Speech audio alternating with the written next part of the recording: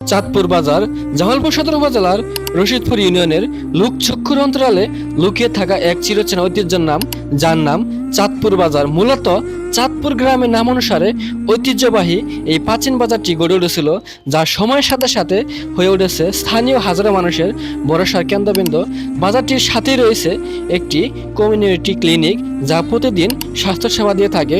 রয়েছে একটি মসজিদ, যেখানে শত শত মুসল্লি নামাজ আদায় করে থাকেন, এবং আরও রয়েছে একটি ইউনিয়ন ভূমি অফিস, যা প্রতিদিন মানুষজনকে বিভিন্ন সেবা প্রদান করে থাকে। সূর্য ওঠার পরপরই নিত্য প্রয়োজনীয় জিনিসপত্রের কেনাকাটার দূরদূরান্ত থেকে ছুটে আসা সাধারণ মানুষের আনাগোনায় মুখরিত হয়ে ওঠে এই বাজার অঞ্চলটি। শুধু তাই নয়, বাজার থেকে অল্প দূরত্বে ছড়িয়ে থাকা বিশাল রাবার বাগান যেমন এর রূপ ছড়িয়ে আছে, ঠিক তেমনি পাহাড়ি ঐতিহ্য বহনকারী গারো ও চাকমা সহ বিভিন্ন ক্ষুদ্র নৃগোষ্ঠী মানুষের আগমন এই বাজার দিয়েই এক অনন্য বৈচিত্র্য।